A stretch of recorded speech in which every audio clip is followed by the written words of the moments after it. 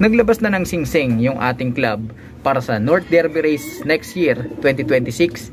Kaya sa pagkakataong ito ay mag-breed na tayo mga kalapatid. Narito yung ating mga breeders na hen. Pansamantala muna nating inilagay sila dito sa ating flyer slope. Nandito naman sa ating mga cages yung ating mga cock na gagamitin. So 3 pares yung ating pagbabanggain sa episode na ito. Kaya ano pang hinihintay nyo mga kalapatid? Samahan ninyo ako.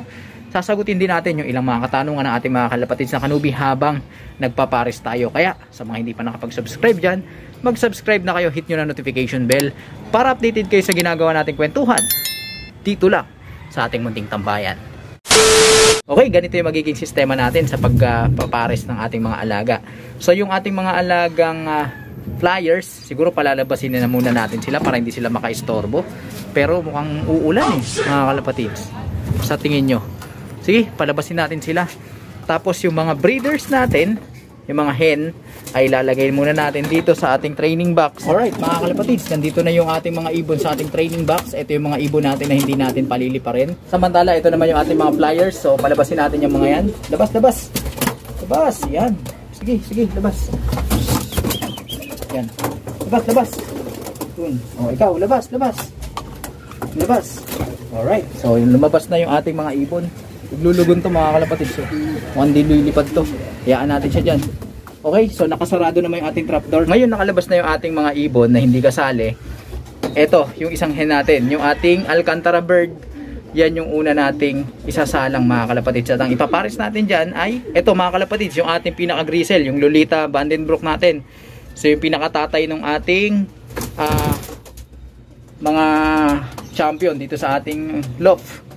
Ayan yung grisel natin. Ayan, pares na yan, parehas kasi nga ano sila, sabik sa isa't isa. Nung mga nakaraan ay pinasabik natin yan sila sa isa't isa. At para ganahan naman sila sa isa't isa mga kalapatids, eto, may konting breeder mix. Kasi mga kinain nila kanina mga kalapatids ay yung light mix natin. So hindi nila gusto yun para magparesan sila.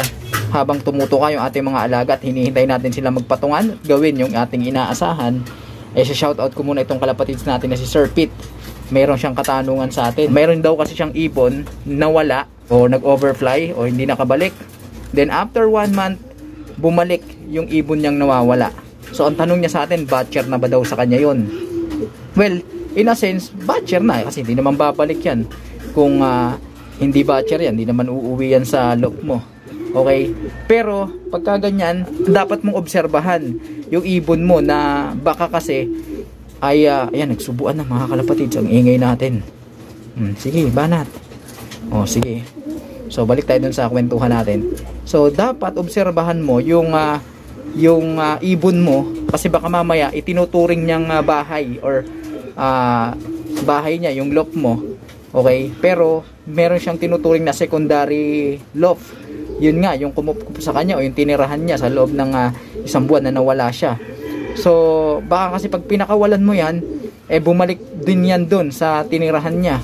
So, magdo-double loop yung dating. Kapag nangyayari sa akin yung ganyan mga kalapatid, ang ginagawa ko ay binabartolina ko muna yung ibon sa loob ng, ayan na. Ayun. 1 point mga kalapatids. Okay, 1-0 na. So, ayan, balik muna tayo dun sa pinagkukwentuhan natin. So, ang gagawin ko dun ay babartolina ko muna, stay ko muna, hindi ko na muna palalabasin sa loft yung aking ibon para na sa ganun ay unang-una makapag-adjust siya uli dun sa loft natin kasi matagal siyang nawala at alam nyo na, para makakuha rin siya ng perch niya na magiging teritoryo niya. Okay? Magiging pwesto niya. At kapag ka nasanay siya doon, ay mawaglit na sa isip niya, maiwasan na bumalik pa siya doon sa tinirahan niya o sa dati niyang tinirahan nung nang wala siya. Okay? Kaya bartolina mo lang mga kahit 1 to 2 weeks. Huwag mo munang palabasin. Hayaan mo siyang masanay sa loop mo uli. And then kung tagpares yung ibon, hindi masama na bigyan mo siya ng pares para talagang maging solid yung pagtira niya doon sa loop mo. At maiwasan na bumalik pa siya doon sa tinirahan niya. Okay? So tingnan niyo yung kak natin, oh. Sige, isa pa. Mas maganda sana kung meron tayong yung small seeds. Ano man tawag doon? Yung pansalubong. Malakas makapagpa-motivate sa kanila na yun na mag-mate. yung mga small seeds na yun. Tama-tama lang na pinakain natin sila mga kalapatids kasi magsusubuan yung mga yan para naman may maisubo o may mairegalo yung ating gristle na kak doon sa kanyang hen na nililigawan kasi part yan ng ano nila, ng mating nila, yung regurgitating na tinatawag o yung pagbibigay ng pagsusubo doon sa babae. Kumbaga parang sa tao, yan yung nagbibigay sila ng regalo, nagbibigay ng regalo yung lalaki. Sige, isa pa bago natin sila ilipat doon. Para makakota. Walang jo. Tara, lipat na nga natin. Okay, ayan na sila mga kalapatids. Dito magiging pwesto nila sa pinakadulo. Okay? Next naman, ito. Kunin na natin to mga kalapatids. Peter Van de Merwe. Yan na, yung ating Peter Van de Merwe mga kalapatids. Kakyan. Ito naman ang ipapares natin sa kanya. Yung Stitzelbaut. Pares tagpares mga kalapatids. Ayan, tignan nyo. Bumuka agad yung pakpak. At syempre, lalagyan din natin sila ng pampagana mga kalapatids. Ayan. So makiboso tayo dito mga kalapatids. Tignan nyo. Tignan nyo, yumuyo ko agad yung yung Stitzelbaut oh. Small birds to mga kalapatids. Itong dalawang to. Ito yung tatay nung may puyo natin, yung binigla natin sa Angeles, Pampanga, 71 kilometers na nagpakita ang gilas. Okay? So tingnan natin. Nagsubuan agad mga kalapatids. Grabe, sabik na sabik parehas. Habang nagliligawan naman itong dalawang to, shout out muna natin yung ating kalapatids na si Sir Trinidad Archedan. Yan, meron din siyang katanungan sa atin mga kalapatids. Sabi niya, ubos daw lagi yung mga ini-entry niya sa SDR. So bakit daw kaya? Ano daw kaya ang dahilan? At ano daw ba pwedeng gawin para maiwasan yung ganyan? Nako, masyadong complex yung katanungan mo, masyadong malawak yan.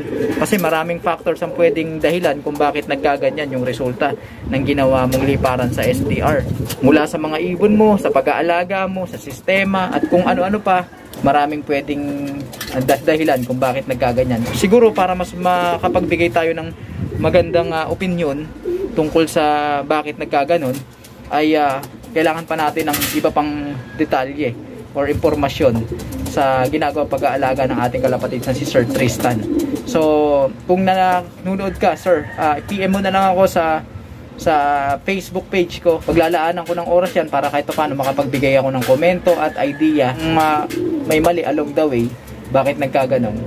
So, magbibigay lang tayo ng opinion na sana naman ay makatulong at makapagbigay dagdag ideya sa yung ginagawang pag-aalaga. So, PM mo ako, sir. Ayan yung aking Facebook page. Yan. Iyuko na. Oh. Sige, iyuko na. Gusto nang pumatong. O, yuko. Yan. Yun. Yahoo! Ayos. Ang luwag-luwag kasi dun eh. Diyan pa kayo sa may sagabal eh. Kaya nga dito natin nilagay sa flyers eh. Para maluwag yung pwesto nyo eh. Ay nako. So lilipat ko na to mga kalapatids doon sa magiging cage nila. Okay mga kalapatids, dalawang pares na. At medyo nagkakagulo yung ating mga alaga. Siguro mamaya lalagyan ko yung divider nila. Lalagyan ko ng harang yan para magkaroon naman sila ng privacy. Samantala, ito naman si Jessie, yung panghuling pares natin mga kalapatids. Lalagay ko na siya doon sa ating flyers at ilalagay ko na rin yung kanyang magiging pares. Okay mga kalapatids, ito na si Jessie at ito yung ipapares natin sa kanya, yung nanay ng ating mga champion. Nanay ni Angel, nanay nung Grizzles natin na nag-lap champion. Tapos nanay din yan ng salukuyang nililipad natin sa pagkakataong ito. Ayan, nagpares na sila parehas mga kalapatids. So, at syempre, bibigyan natin sila ng pampagana. Syempre, ito. Dito. Ayan. Para may susubo naman yung ating kak. Gusto ng yumuko mga kalapatids. Tingnan nyo, landi di ba? Tagparis na. Etong mga ibon natin mga kalapatids, baka nagtataka kayo, sabihin nyo, pinagparis na lang natin. Dumaan niya sa flushing and cleansing, external at internal. Tapos nagpurga pa tayo nung nakaraan. So malinis na yan. Medyo nagmumolt lang yung isang ibon natin, yung Alcantara kanina. Pero okay lang yun mga kalapatids. Patapos na rin yun magmolt Yan, dyan natin nilagay para hindi makasagabal yung patukaan sa espasyo dito sa gitna. Ayan, tukaan na kayo. Ayan, humihingi na ng subo, di ba? Gigil na gigil din yung babae, mga kalapatids. Maganda yan, sneaky mix sana yung papatukan natin. Kaya lang wala tayo sa pagkakataong ito. Ano kasi yun, malakas kasing makapag ano yun, mga kalapatids, makapag push ng kanilang mating drive. Tingnan nyo, hindi pa nga ready si Jessie. Talagang sinusunggaban na siya agad ng hen natin. Pareha silang ano, checkered. Sige. Papakita na ng motibo yung ano, yung hen.